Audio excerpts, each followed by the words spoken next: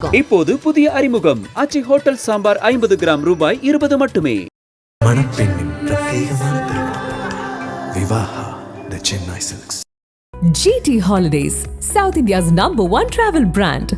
You know you are special when you're with GT Holidays.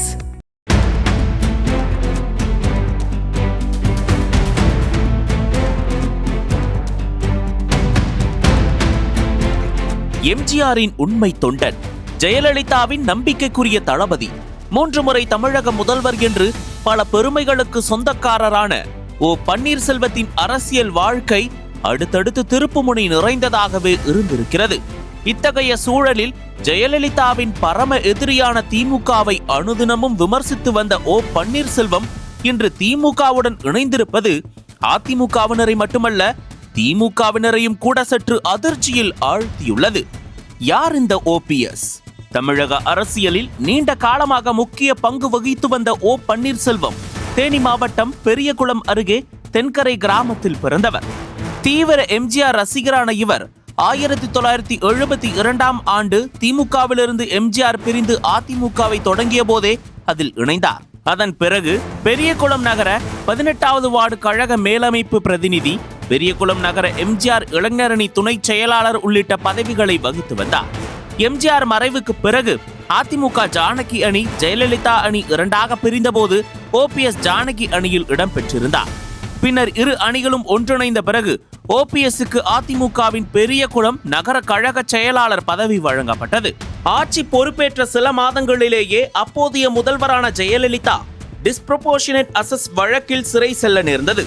அப்போது ஜெயலலிதா திரும்பி வரும் வரை மாநிலத்தின் முதல்வராக யார் இருப்பது என்ற கேள்வி எழுந்தது. அமைச்சரவையில் பொன்னையன், தம்பிதுரை போன்ற சீனியர் அமைச்சர்கள் இருந்த போதிலும் ஜெயலலிதாவின் ஒரே ஆப்ஷன் ஓ பன்னீர்செல்வம் தான். அந்த அளவுக்கு ஜெயலலிதாவிடம் ஓபிஎஸ் நம்பிக்கையை பெற்றிருந்தார். அதன் பிறகு 2001 செப்டம்பர் முதல் 2002 மார்ச் 1 வரை தமிழக முதல்வராக பதவி வகித்தார். பின்னர் 2006இல் அதிமுக ஆட்சியை இழந்த நிலையில் அடுத்த 5 ஆண்டுகளுக்கு எதிர்க்கட்சி தலைவர், எதிர்க்கட்சி துணைத் தலைவர் என்ற பதவிகளை வகித்தார். 2011இல் அதிமுக மீண்டும் ஆட்சியை பிடித்தபோது ஜெயலலிதாவின் அமைச்சரவையில் நிதியமைச்சராக பொறுப்பு ஏற்றார். 2014இல் சொத்து குவிப்பு வழக்கில் ஜெயலலிதா மீண்டும் சிறை சென்றபோது 2வது முறையாக ஓபிஎஸ் முதலமைச்சராக பொறுப்பேற்றார். ஜெயலலிதா திரும்பி வந்ததும் முதல்வர் பதவியை அவரிடமே ஒப்படைத்தார். ராமர் வனவாசம் சென்றபோது அவருக்கு பதிலாக அரியாசனத்தில் அமர்ந்த பரதன் ராமரின் பாதரட்சியை வைத்து ஆட்சி செய்தார். பின்னர் ராமர் திரும்பி வந்ததும் கிரீடத்தை அவரிடமே கொடுத்தார். ராமாயண இதிகாசத்தில் குறிப்பிடப்பட்ட இந்த சம்பவத்தை வரலாற்றில் நிகழ்த்தி காட்டியவர் ஓ பன்னீர்செல்வம் என்று ஜெயலலிதா புகழ்ந்து பேசினார். பின்னர் ஜெயலலிதாவின் மறைவுக்கு பிறகு 3வது முறையாக ஓபிஎஸ் முதல்வராக பதவியேற்றார். ஆனால் திடீரென தனது பதவியை ராஜினாமா செய்துவிட்டு ஜெயலலிதா சமாதி முன்பு அமர்ந்து தர்ம யுத்தம் நடத்தினார். சசிகலா அதிமுக பொதுச் செயலாளராக தேர்ந்தெடுக்கப்பட்டு முதல்வராக முயன்றபோது அவருக்கு எதிராக இருந்தவர் ஓ பன்னீர்செல்வம். பின்னர் சசிகலா சிறை செல்லும் போது எடப்பாடி பழனிசாமியை முதல்வராக தேர்ந்தெடுத்துவிட்டு சென்றார். ஆனால் இபிஎஸ் மற்றும் ஓபிஎஸ் சேர்ந்து கொண்டு சசிகலா குடும்பத்தினரை ஒதுக்கி வைத்து ஓபிஎஸ் ஒருங்கிணைப்பாளராகவும் இபிஎஸ் இணை ஒருங்கிணைப்பாளராகவும் செயல்பட்டனர். ஆனால் கட்சிக்குள் ஒற்றை தலைமை கோரிக்கை வலுத்ததால் செயற்குழுவில் எடப்பாடி பழனிசாமி அதிமுக பொதுச் செயலாளராக தேர்ந்தெடுக்கப்பட்டு ஓபிஎஸ் கட்சியிலிருந்து ஓரங்கட்டப்பட்டார். இதை எதிர்த்து ஓபிஎஸ் நீதிமன்றம் மற்றும் தேர்தல் ஆணையத்தை அணுகினார். ஆனால் பெரும்பாலான தீர்ப்புகள் எடப்பாடி தரப்புக்கு சாதகமாகவே அமைந்தன. 2024 மக்களவை தேர்தலில் பாஜக தலைமையிலான தேசிய ஜனநாயக கூட்டணியில் இணைந்து ராமநாதபுரம் தொகுதியில் போட்டியிட்டார். ஆனால் அதிமுக இரட்டை இலை சின்னத்தை எதிர்த்து போட்டியிட்டதால் 3ஆம் இடத்திற்கு தள்ளப்பட்டார். 2025இல் என்டிஏ கூட்டணியிலிருந்து விலகிய அவர் பின்னர் அமித்ஷாவை சந்தித்து அதிமுக ஒற்றுமை குறித்து பேசினார்.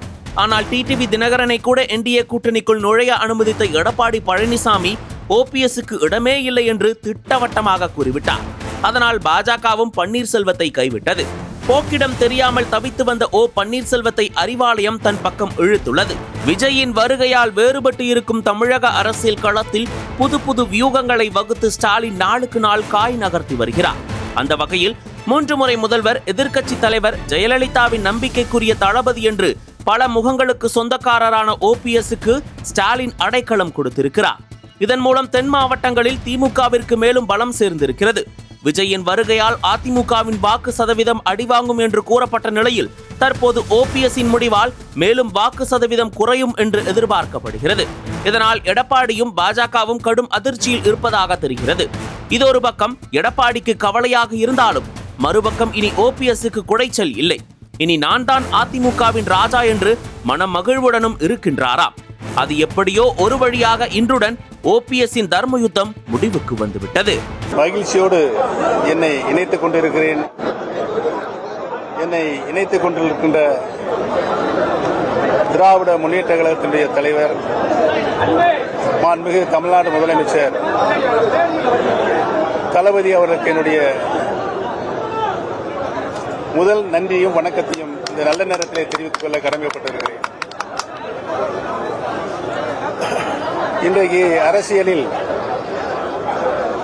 அண்ணா காட்டிய வழி, கலைஞர் காட்டிய வழியில் அனைத்து மக்களையும் அரவணைத்து செல்கின்ற ஒரு அரசியல் பண்பாரோடு தளபதி அவர்கள் கட்சியையும் ஆட்சியும் வழிநடத்திக் கொண்டிருக்கிறார் என்பதை நான் நன்றாகவே உணர்ந்து திமுகவில் பெருமகிழ்ச்சியோடு நான் இணைந்திருக்கிறேன்.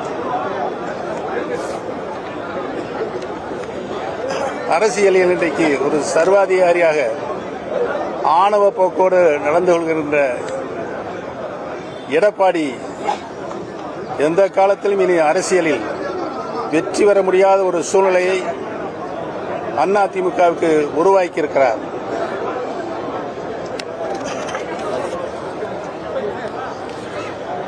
அம்மா அவருடைய மறைவுக்கு பின்னால் லட்சக்கணக்கான அனைத்து இந்திய அண்ணா முன்னேற்ற கழக தொண்டர்கள் இன்றைக்கு தளபதி அவருடைய தலைமையை ஏற்று திராவிட முன்னேற்ற கழகத்தில் தங்களை இணைத்துக் கொண்டிருக்கிறார்கள் என்று நாடு தளபதி அவர்களை உற்று நோக்கிக் கொண்டிருக்கிறது. ஒரு அரசியல் இயக்கத்தை அரவணைப்போடு எப்படி நடத்த வேண்டும் என்ற இலக்கணத்தோடு தளபதி அவர்கள் திராவிட முன்னேற்ற கழகத்தை வழிநடத்தி சென்று கொண்டிருக்கிறார்கள். அதேபோல ஆட்சியில் கடந்த 5 ஆண்டு காலம் முதலமைச்சராக பொறுப்பேற்று அனைத்து நிலைகளிலும் அனைத்து துறைகளிலும் நின்று ஒரு சிறப்பான ஆட்சியை நாட்டு மக்களுக்கு அர்ப்பணிக்கிற நோக்கத்தோடு தளபதி அவர்கள் ஒரு நல்ல ஆட்சியை, சிறந்த ஆட்சியை, சீர்மிகு ஆட்சியை தமிழக மக்களுக்கு தந்து கொண்டிருக்கிறார்கள் என்பது பல்வேறு சாதனைகளை அவர்கள் புரிந்து கொண்டிருக்கிறார்கள் என்பதை நாடு உன்னிப்பாக கவனித்துக் கொண்டிருக்கிறது. அடித்தட்டு மக்கள் மேற்தட்டு மக்களுக்கு இணையாக தங்களுடைய வாழ்நாளை உருவாக்கிட வேண்டும் என்ற நல்ல நோக்கத்தோடு தளபதி அவர்கள் சிறப்பான ஆட்சியை நடத்தி கொண்டிருக்கின்ற நிலையை, அதிலும் பெண்கள் இன்றைக்கு மன மகிழ்ச்சியோடு எதிர்வருகின்ற குடும்பத்தின் தலைவியாக இருந்து கொண்டு அவர்களுக்கு எந்தவித சிரமம் இல்லாமல் தங்களுடைய குடும்பங்களை வழிநடத்த செல்கின்ற அனைத்து உதவிகளையும் மாண்புமிகு முதலமைச்சர் தந்து கொண்டிருக்கின்ற மனமகிழ்ச்சியோடு இன்றைக்கு வாழ்ந்து கொண்டிருக்கின்றார்கள் என்பதையும் இந்த நேரத்தில், இந்த நல்ல நேரத்தில் சுட்டிக்காட்ட கடமைப்பட்டிருக்கிறேன். சட்டமன்ற வரலாற்றில் பேரறிஞர் அண்ணா எப்படி அனைத்து கட்சிகளையும் அரவணைப்போடு சட்டமன்றத்தில் நடத்தினாரோ அதேபோல தளபதி அவர்களும் சட்டமன்றத்தில் தாயில்லத்தோடு அனைத்து உறுப்பினர்களுக்கும் சமபங்கான பேசுகின்ற உரிமையை தந்து அவர் கருத்துக்களை உன்னிப்பாக கவனித்து அதற்கு தக்க பதிலை அவர்கள் தருகின்ற பாங்கு இன்றைக்கு தமிழக மக்கள் அனைவரையும் கவர்ந்திருக்கிறது. நக்கீரன் டிவிக்கு சப்ஸ்கிரைப் செய்யுங்கள். உங்கள் ஆதரவே எங்கள் பலம். ஆசிரியர்களுக்கு நண்பனாகவும் மாணவர்களுக்கு ஆசானாகவும் திகழும் தேர்வு வழிகாட்டி. ஒவ்வொரு பாடத்திற்கும் அனுபவமிக்க ஆசிரியர்களின் துல்லியமான தெளிவான விடைகள். CNC இருக்கு, தேர்வு பயம் எதற்கு? இது தீரன் பப்ளிஷிங் ஹவுஸ் விற்பனை வெளியீடு.